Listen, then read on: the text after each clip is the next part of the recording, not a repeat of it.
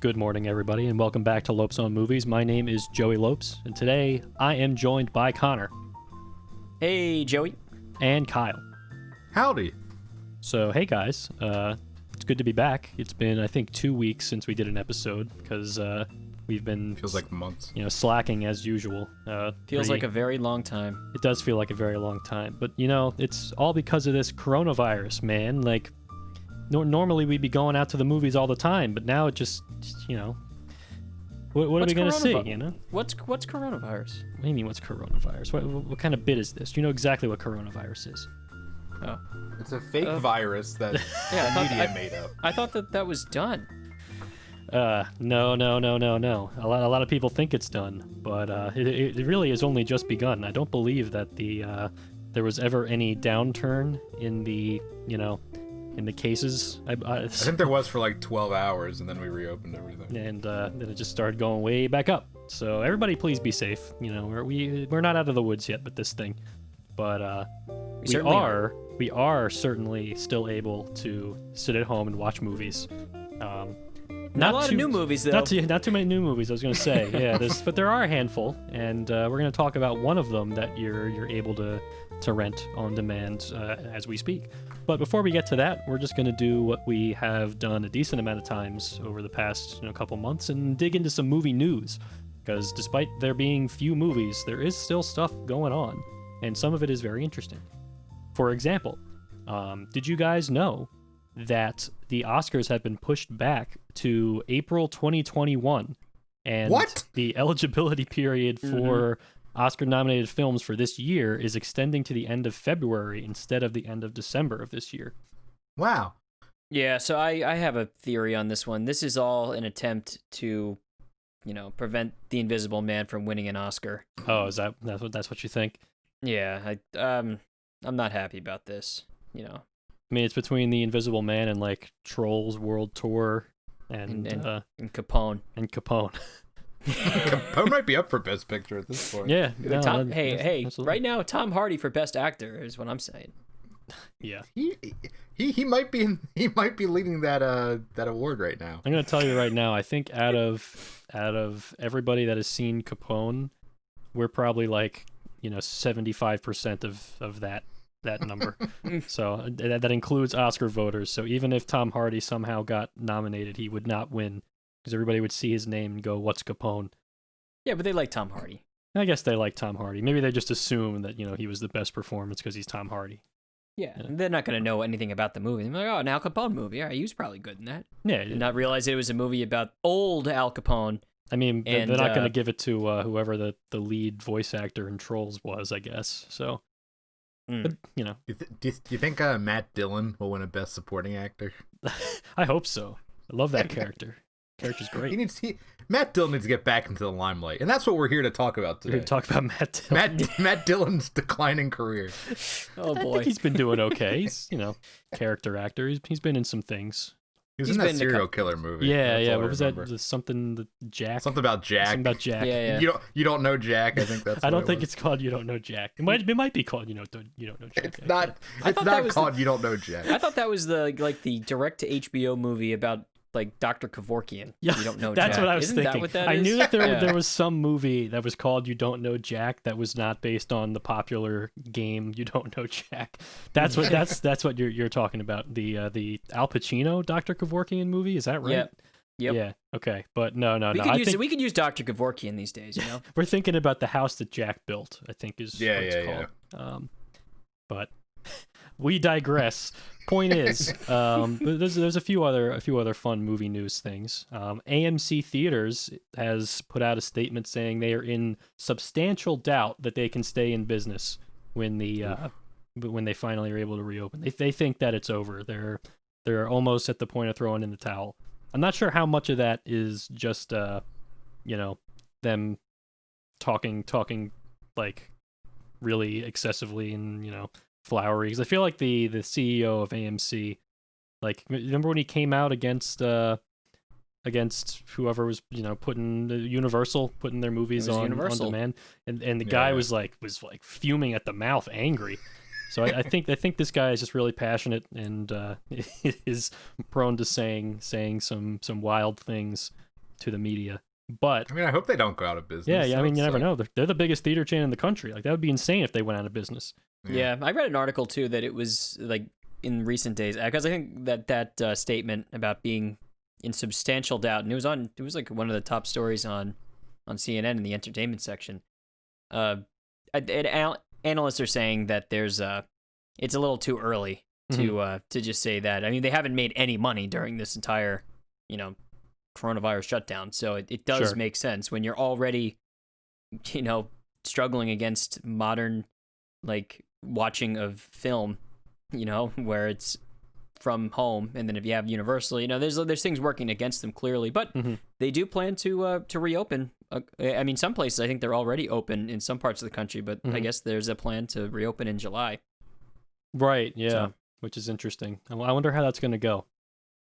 I mean, I presume that people are going to go back to the movies because people seem to have been going back to everything else. So I don't know why movies would be different. But at the same time, I mean, we've been talking about the theater experience being on the decline for, however long it's been. And, I mean, maybe people after all of this are just finally like, yeah, I'll just watch a movie at home. I don't need to go to the theater to watch a movie. But I don't know. Maybe I will say, no, you're fine. Sorry. I have been missing going to the movies. Oh, I certainly have. I think like before all this started, I was just kind of like, oh yeah, sure, go to the movies. But now it's like, I actually liked doing that. Yeah. So I hope movie theaters just don't exist after this. Yeah, that would really suck. That would be a shame. That would be a shame. But what can you do? The theater experience is directly related to the art form itself from the beginning. Like it's about seeing it on a big screen. Yeah, I would say so. The big sound and in a theater experience with other people. It's that's the dream anyway. To lose that. Yeah. I just don't want The Invisible Man to be the last movie I see in a theater. Yeah, that would be a shame. That would be a shame. But speaking of theaters and the movie that we're actually going to talk about today, so the movie that we watched, which you can watch on demand right now, it's wherever you want to watch a movie, Amazon for $20. Is the King of Staten Island, which is the new Judd Apatow directed Pete Davidson film. Actually, kind of had an interesting headline recently where there was a bit of a misunderstanding between the people that were releasing the movie, which is of course Universal Pictures, and some drive-in theaters. Now, you guys are probably aware of this, but people listening might not be aware. There's a lot of like kind of a push for drive-in movies to come back during this whole coronavirus thing, because it's actually not a bad way to do a movie screening during social distancing guidelines and all that, because everybody can just stay in their cars, don't have to get out. And I think the bit is that you tune to a certain FM radio station to get the audio, right? So you can do screenings in drive-in theaters, which is actually kind of interesting. But more to the point, apparently a couple of drive-in theaters, about 100, were apparently given the rights to screen The King of Staten Island. But when Universal found out about this, they pulled the plug. And this is what Variety said about the whole ordeal. They said, insiders at Universal chalked it up to an internal misunderstanding, saying The King of Staten Island was always intended to premiere exclusively on demand. However, some executives unintentionally booked the film in about 100 theaters. When they realized the mistake, the studio went back to the theaters and asked them to not play it. So Universal is very good at making friends during this whole coronavirus thing. How do you give them the movie and then say you can't play this? That's the thing that's so strange to me, is like some executives unintentionally booked the film in 100 theaters. How does that happen? Yeah. I mean, I don't know how a movie like studio works, I guess, but that seems like a pretty big oversight, especially considering even like Judd Apatow went on Twitter and was like, the movie is only on demand. It is not playing in any theaters. And then somebody responded to him saying like, oh, but there's a booking here at this drive-in near me. And Judd Apatow was like, no, that is not real. It is only on demand. So that was, I don't know. How does that happen, man? I really don't get it. I don't know. It seems like the movie industry is a bit of, has some very like not strict rules, like the theatrical window thing. Like, that's not even like a real thing. Like it's not a required. That's why the whole thing is happening in the first place. So these studios can just release directly on demand. It's like a handshake agreement, you know. Right. It doesn't make sense, the relationship between the movie studios and the theaters. There's some, and there's clearly tension there also. So maybe I should go back to school and study this and do like a dissertation on the relationship between movie studios and theater chains. There'll probably be a really interesting deep dive. But unfortunately, you know, there's only so much that we know. But we do know how to watch a movie, and we kind of know how to talk about movies. So I still haven't figured it out. So we're gonna actually talk about the King of Staten Island now. So Connor, would you please do us a favor and read the synopsis for the King of Staten Island? I feel like I'm taking one for the team here. Okay. Ouch. The King of Staten Island. Ever since his firefighter dad died, Scott has been stuck in Arrested Development. He spends his days smoking weed and dreaming of being a tattoo artist until events force him to grapple with his grief and take his first steps forward in life. It was directed by American comedy legend Judd Apatow and stars America's Sweetheart and SNL's golden child, Pete Davidson, in the lead role, as well as Marissa Tomei, Bill Burr, Bel Powley in supporting roles.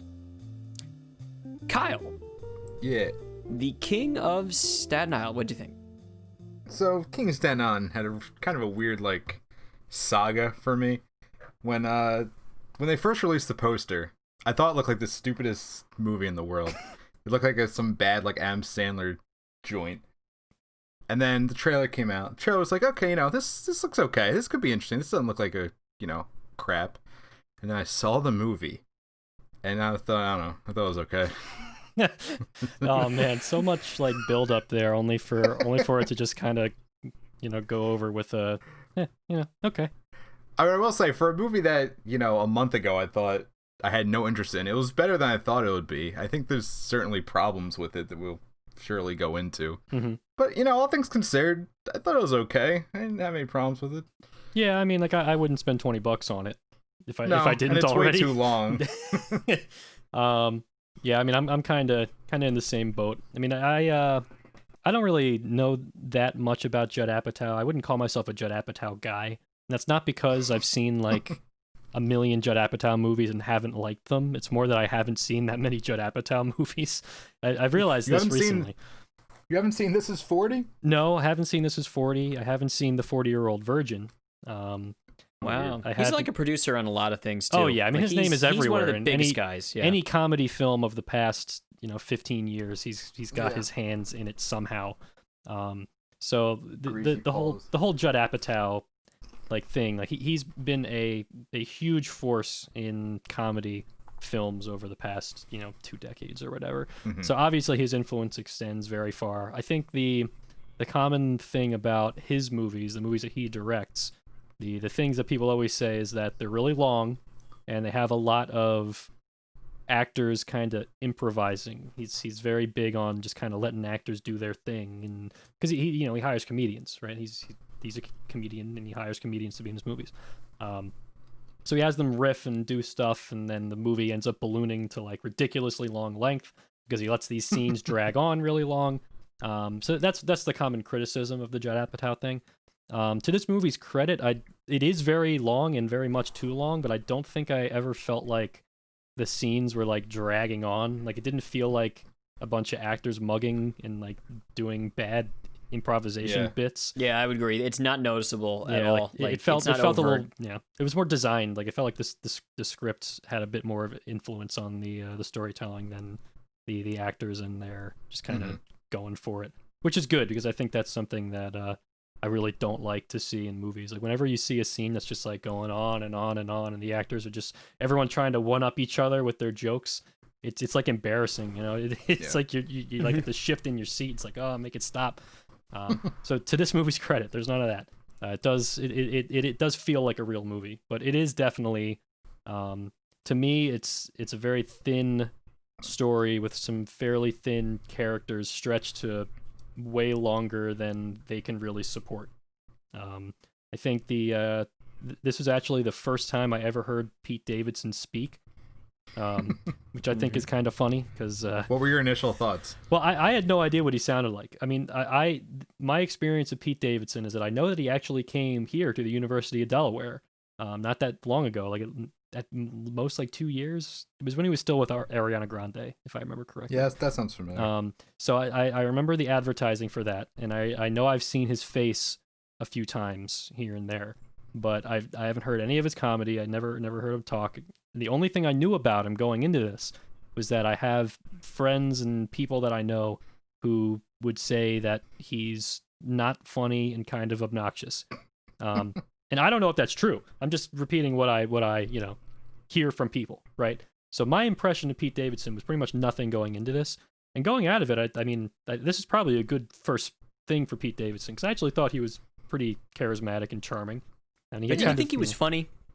I mean, I don't know if I would call him like funny, but I don't think his character in this is really he's not a comedian, He's not cracking yeah, jokes. Right. So that's the thing so what I know about Pete Davidson is only what I saw on SNL. And if anyone's been watching SNL, even in clips for the past 20 years or longer, it's awful. Like SNL is completely unfunny. And from what the impression I get from Pete Davidson in this film is that he's a lot more of his comedy style is very dark. Mm-hmm. And that is not something that can translate well to SNL, so that's probably part of it too. So I think you don't get a true impression of him from just SNL if that's what you know him for. Mm-hmm. And he also got to SNL when he was like 18, I think. Yeah, right. And he was one of the youngest people ever to get onto the show. Yeah, and I don't think he did it with the comedy he's doing on SNL. It's definitely more of a dark kind of thing, and you kind of see like this. Obviously, the film is loosely and based on his actual upbringing. Like, he's from Staten Island. His father was actually a fireman who died in on 9/11, and yeah, so like it's kind of a similar-ish story with like loosely based on his life, and it's kind of like a redemptive kind of story for him, or like kind of like a coping way, I think is how he described it. Yeah, I mean, I think I kind of liked him from this, but I don't really know anything about his comedy from it.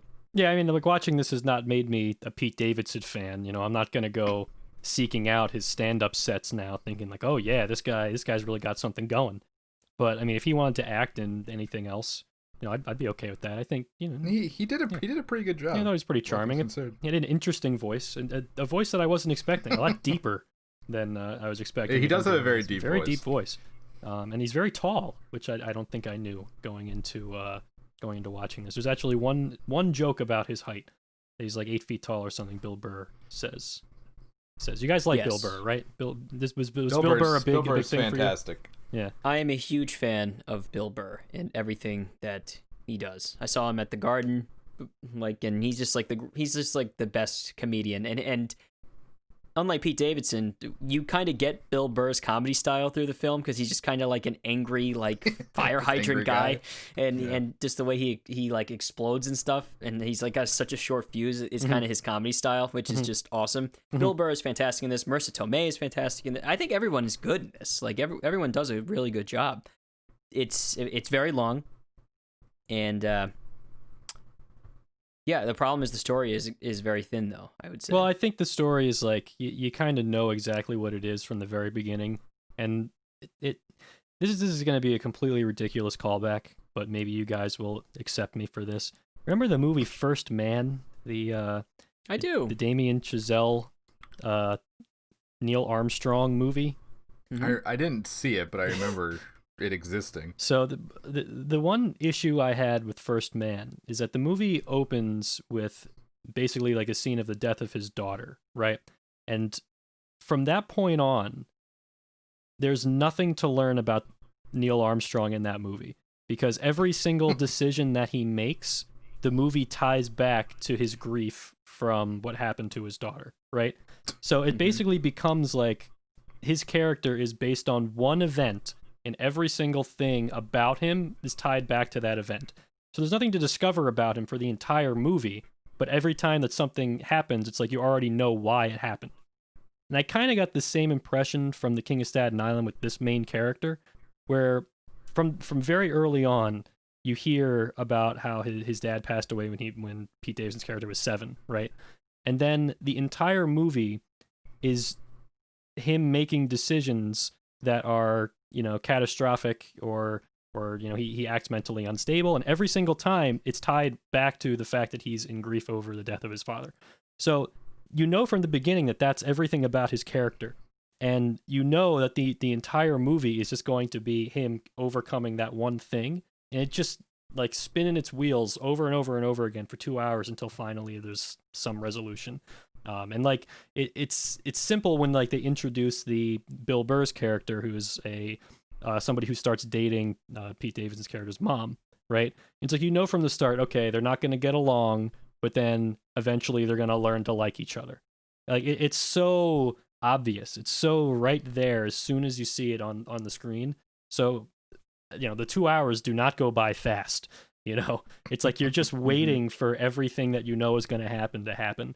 And that feeling can be a little bit exhausting, especially since I don't think the movie is like really that it's not that funny, and it's not that insightful. So it's a dramedy that's low on drama and low on comedy. So it's kind of low on everything. It's perfectly even keeled, like just kind of wash over you experience, I think. And it's very long. Yeah, I mean, how many times can we say it's very long? And it's 2 hours and 17 minutes. It's a long movie. Yeah. I think that's the main factor here. Joey, what do you think of, because obviously you and I are familiar with Staten Island, and most people that aren't familiar with Staten Island would say Staten Island, but really it's Staten Island. Staten Island. You say it all in like one word. Yeah. There's no space. Yeah. Staten there Island. is, but there's not. Even there is, but there isn't. What do you think of the portrayal of Staten Island? Because Pete Davidson has been pretty vocal in the past about how Staten Island is not a pretty good place. Oh, he doesn't really like that much. I don't know anything about his. Again, I know nothing about Pete Davidson, so I'm not familiar with his take on Staten Island. I mean, so yeah, me and Connor were both born in Staten Island. We didn't grow up there, but we obviously spent many Christmases and other things going up there, and still have a lot of family that live up there. So we know a little bit about Staten Island. We know a little bit about the culture. I would say the only thing that I was disappointed in seeing in this portrayal was that not enough characters had that ridiculously thick accent. There was one character that was doing like a parody of a thick Staten Island New Yorker accent, which is Belle Powley's character, is kind of like Pete Davidson's like on and off girlfriend in the movie. And despite the fact that she's British, and the fact that the accent will sound to anybody that is not familiar with Staten Island, it'll sound completely ridiculous and over the top. That is the one thing that made me think, Staten Island. This is the Staten Island I'm familiar with. Because, man, everyone should have spoke like that. Every single character should have had the thickest, most insane, ridiculous accent. Because I'm telling you guys, that's not a joke. Like that's what that's just what New York people sound like. Staten Island people. Like there's a difference between Staten Island and like the Long Island accent. Oh, and for sure. City people like, or the people like live on Manhattan and stuff. They are more like, they're not all from New York. Yeah. There's a lot of the transplants who move there and live there. Like Staten Island people are from there and have stayed there. So that's how the accent develops and like stays. Yeah. So it's a toned down version of Staten Island. I think it was an honest portrayal. I don't think I would say so. I don't think it's offensive, but because I was not sure, I was not totally sure. I knew that people were a little worried that based on Pete Davidson's comments in the past, like something like he would only go to Staten Island for his drug dealer and stuff like that. And like kind of lines like that that he said, that I was wondering like what they're gonna actually have Staten Island look like. But I think it's fine. Yeah, there was also some worry about like Judd Apatow. He's a Long Island guy. Like, what does he know about Staten Island? Directing a movie about the King of Staten Island. But the King of Long Island should not be making a movie about the King of Staten Island. Exactly, Kyle. It's just not right. Took the words right out of my mouth. But no, but I do think that especially like there's just some things about like the culture of Staten Island that felt pretty authentic to me. Especially like the characters having like firefighters being main characters in the movie felt really authentic Staten Island to me. Because I feel we know a lot of them. Yeah, we know a lot of firemen or firefighters, and they they act like that. The firehouse culture is something nice. The guys that will do anything for anyone, and it's it's nice to see that. Yeah, for sure. But definitely needed more thick Staten Island accents. That would have been much more. That would have made me feel more nostalgic, I think, while watching this. Yeah, more back in Staten Island. But if you're a Staten Island person or familiar with Staten Island, there's some things you might enjoy. There's at least one scene on the Staten Island ferry, which was nice to see. If you're from Staten Island, you've certainly taken the ferry about 600 million times. But that's pretty much all I got to say about that. Yep. But it's just the king of Staten Island. I don't really know why he's the king of Staten Island. I don't feel like his character really, exemplified the core of what Staten Island is. He's just kind of a person living in Staten Island. But yeah, so that was part of my problem. Before the movie came out, the King of Staten Island just sounds like a really bad title for like a Adam Sandler movie. Yeah, you could see that. It sounds like something that the kind of like title. It's the kind of title that makes you think that they're going to be making fun of it, which they don't really do. No, it's not really the case. I mean, it's just a title that adds a little bit of local color into the thing. I feel like Staten Island is not particularly a borough of New York that people outside of New York are that familiar with. So it's kind of a unique thing maybe to put that in the title of your movie. But what can I say? It's a movie about a guy and he's got some problems and he works through those problems and then everyone gets along in the end. And you forget about it. I mean, like I'm not really gonna think about the King of Staten Island at all after we're finished recording this episode. And I think you guys are probably the same, right? I'm probably gonna be thinking about this movie for the rest of my life, to be perfectly honest. Oh, is that right? But that's just me. The part that I'm gonna think about is that Bill Burr is a very good actor, and I've liked him in everything he's done. I think he does the same thing in everything, kinda, but I enjoy his performance in everything he's in. Starting with as far back as Breaking Bad, and then to now that he's in, he's a leading character in movies like this. It's pretty cool to see. Cool. And he's a great comedian. He's one of the best. He's just he keeps it real. I think I listened to him on with Joe Rogan recently, and they were talking about mask usage, and Bill Burr just immediately goes, "Joe, I'm not going to talk to you about this. You and your no medical degree, me and my no medical degree. We're not going to talk about this. I'm not going to get into it." And it just cracks me up. That was a good clip. No, he's just great. So everybody go check out some of Bill Burr's stand-up on Netflix. I think there's a few good Bill Burr stand-up things. You can find him on Comedians with Cars Getting Coffee. I remember he did an episode of that. Pete Davidson probably did too, right? I don't know if he did, but we're here to talk about Bill Burr, Connor. We're not here to talk about Pete Davidson. The King of Staten Island. You could watch it if you want. You can't watch at a drive-in though. No, you cannot watch it at a drive-in. Don't even try it. Don't even try that. Don't book your tickets. But maybe if you're real bored, book your $20 Amazon purchase. Thank you for listening to this episode of Lopes on Movies. We will hopefully be back next week and not miss another week because we got to keep our end of the bargain here. But can't wait to see what we watch next week. Time will tell. Have a lovely morning. We'll see you next time.